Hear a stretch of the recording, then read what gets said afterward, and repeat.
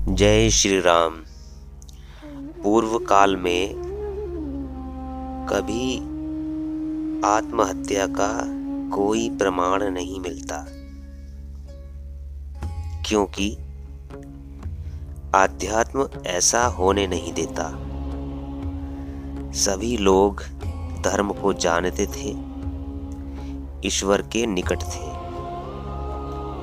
लोगों का केवल एक यही लोक नहीं था, अपितु इस लोक से अधिक प्यास दूसरे लोक अर्थात वैकुंठ लोक की होती थी।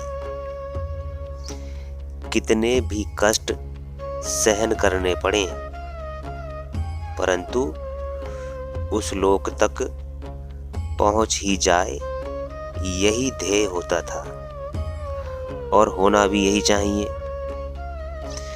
परंतु कलयुग में मनुष्य उस लोक को भूल गया और इसी मृत्यु लोक पर केंद्रित हो गया। भाई, जो कुछ भी है यही जीवन है, बाद में कुछ नहीं रखा। खाओ पियो मौज करो, ऐसी संस्कृति हमने अपने ऊपर बैठा ली है। जब कष्ट आया तो सहन नहीं हुआ, किसी ने अपमान कर दिया तो सहन नहीं हुआ, और इतनी ग्लानि हुई कि जीवन लीला ही समाप्त कर ली। अवांछनीय सुख भोगोगे तो दुख तो पाओगे ही। सुख कभी अकेला आता ही नहीं है, वह अकेला रह ही नहीं सकता। दुख को आधार बनाकर ही सुख जीवन में प्रवेश करता है। अब सुख तो भोग लिया, अब दुख की बारी है। देखना, अब दुख तुम्हें भोगेगा।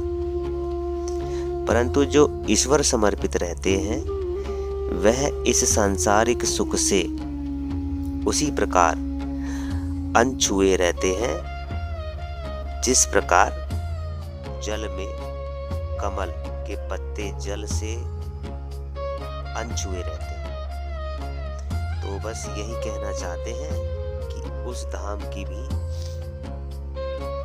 चेष्टा कीजिए कि आपका गंतव्य वही धाम हो। स्वयं को ईश्वर को सौंप दीजिए, कभी कोई कष्ट नहीं आएगा, कभी कोई दुख होगा ही नहीं। ये सब बातें पहले पूर्व काल के लोग सब जानते थे। कभी कोई किसी प्रकार की आत्महत्या का मन होता ही नहीं था, किसी का पता ही नहीं था आत्महत्या क्या होती है।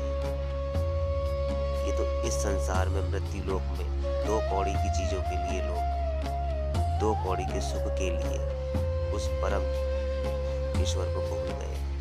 जय श्री राम।